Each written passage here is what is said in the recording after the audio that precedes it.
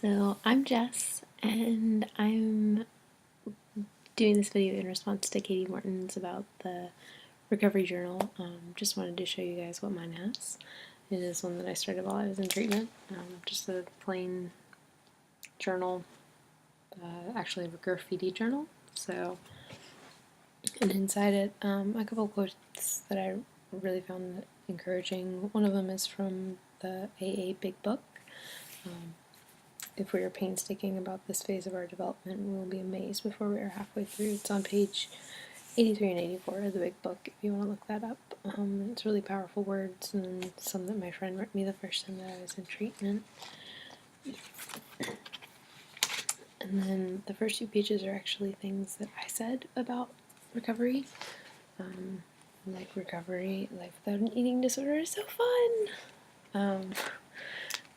This was actually started as an assignment by my therapist when I was at Center for Change, and I had to rate all of the good things that I'd ever said about recovery, so that when I was having a rough day I could look back at it.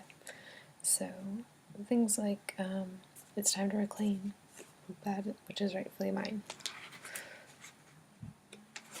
And things that I knew to be true about myself, so loving to read and write and being intellectual and goofing off with friends and being musical and funny and creative. And these are birthday cards that I got while I was in treatment, just a small sampling of them, because I had my birthday while I was in treatment this summer. And then I just started doing doodles. This one's a Bible verse that really was speaking to me at that time about war and peace. And more doodles. I actually did this entire page of doodles as a coping skill one night when I was having a really rough night in treatment. I just drew random shapes and started coloring them in. And that was it. This was my first foray into really doodling. It says the best way out is always through, which is true. You can't really get anywhere without going through the mess, which I feel like it sums up recovery pretty well. So, best way out is always through. It's Robert Frost for you. Throughout the book, I just put like funny little pictures because I want things that'll make me laugh if I'm having a rough time. Some more doodling, just song lyrics that we talked about in music therapy that really spoke to me. And then on the back of the page, because it was Sharpie, I would put quotations and stuff like that so that you couldn't see as much of the pen bleeding through the page. And these are a couple of my favorite pages. This one right here just says hope. Again, this is like just doodling that I would do when I was having a rough time. And this one says you are made of stars. So just a little bit of color on that one. And that's a lot of what it is. More quotations. Brave Girls Club, if you're not familiar with them, look them up because they're amazing. They send out emails every day with just really awesome truths about who you are. More quotations,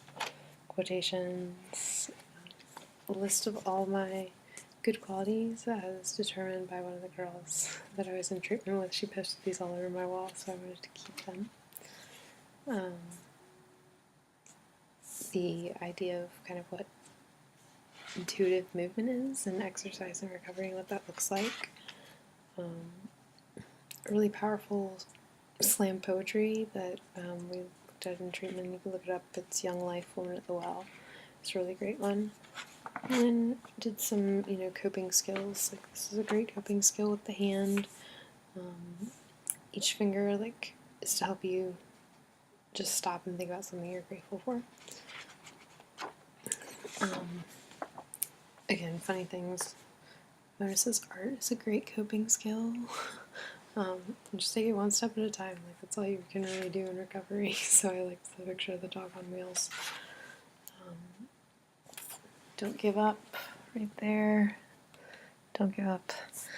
One of my assignments when I was out in treatment in Utah was to put together insights about recovery, and so throughout my book I just kind of have them here and there. and a prayer that I really like. I doodled some and then did some pastels. Another pastel drawing. Lots and lots of doodles. I think my favorite one right here. See, right there. The yak. He's a yak. My friend taught me how to draw a yak. More recovery insights, just like really inspiring words that help me when I have a rough day, you know? And this is the page that I had doodled but hadn't started anything when I saw Katie's video. It says, "Why recover?" and it's got all sorts of reasons, with the biggest one being that I'm worth it, and you're worth it too. Just a thought. One that I did when I was kind of stressed out at Bible study, but just I think it's a great one. "If God gives such attention to the appearance of wildflowers, most of which never even are ever even seen, don't you think He'll attend to you, take pride in you, do His best for you?" So that's a good one to come back to for me. And this is just the start of another doodle page. It's kind of how it begins, beginning stages.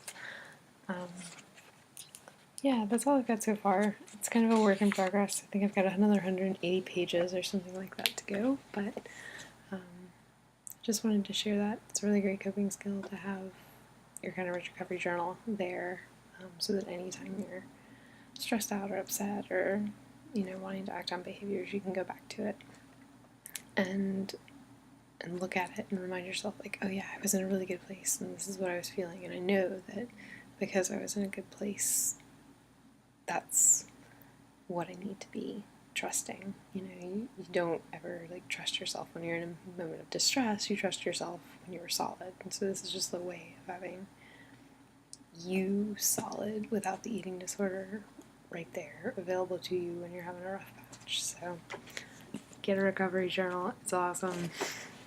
Thanks, guys.